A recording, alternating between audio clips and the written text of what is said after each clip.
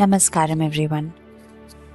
Today we will see a very beautiful story of Puranjana. This story can be listened at 3 levels. Level 1 is where you simply listen to the story and end it there. Level 2 is when you understand the story with reference to one's own life. And number 3 is when you see the reflection of yourself in the story and see the hidden Adhyatmika Tattva behind all the characters of the story. At what level you are able to perceive is a function of where one is in one's journey of life. Nothing right, nothing wrong. Nothing less, nothing more. It's a journey, but one can aspire to keep moving in this journey deeper and higher. There was once a famous king by the name Puranjana. He had a friend whose name was Avignyata. This friend had earned that name because no one knew what he did and how he acted. His presence was unknown to everyone, and unless one thought of him and asked him to be with him, he would not make his appearance. Puranjana and he were very great friends. In fact, they were considered by everyone as the inseparables. They would ever be together, and so it was for a long while. As time went on, Puranjana became restless. Avignyata was not. Although he was warned by his friend, Puranjana left his home and the company of his friend and went in search of a new home, a new dwelling place. He wanted a city fit enough to be ruled by him, and he searched all the world over for it. For a long time, he wandered in search of a city for himself. He traveled far and wide, and yet he could not find what he was looking for. He was very unhappy since many of the places he found and even tried were not good enough for him to stay in. And so he kept on traveling. Once on the southern slopes of the Himalaya, he found a city. It was a beautiful city. 9 gateways adorned it. Navadvarapuri. There were many turrets and there was a very big wall around it.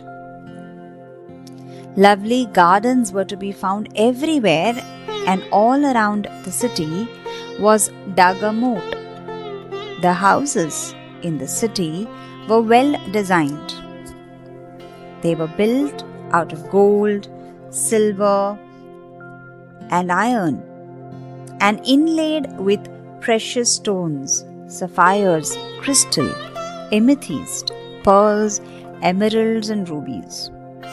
There was a mansion with 7 floors. The streets were large and wide. There was a marketplace, there were bazaars, and there were gambling places in plenty. Pillars adorned with corals and silks were found everywhere. The city was called Bhogavati.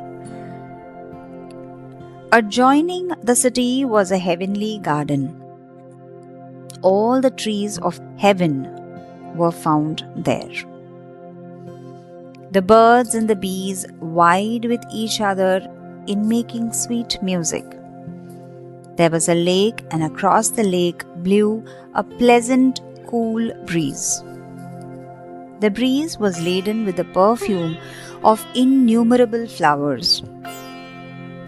The trees on the edge of the lake made the place delightfully shady and inviting. The cuckoos were making sweet music in the mango grove, and the king Puranjana wandered around drinking in the beauty of the place. All of a sudden, there came within his sight a beautiful woman. He thought that she was a heavenly damsel. Her form was captivating. Her eyes, her face, her lips, her hips, and her lovely breasts were intoxicatingly lovely. She might have been about 16. Her eyes looked here and there, and her eyelids fluttered like the wings of a butterfly. She looked at him and away from him. The golden earrings which she wore in her small ears seemed to whisper secrets into her ear, making her blush. She was dark, and her form was swaying captivatingly as she moved. Puranjana stood rooted to the spot, gazing at her. He came to his senses for a moment, and he saw that she was strangely attended. There seemed to be 10 main attendants, and these 10 had each 100 women as companions. An immense cobra with 5 heads was walking ahead of her as though keeping close watch on her, guarding her. Puranjana pulled his eyes away from the others and looked at her once again.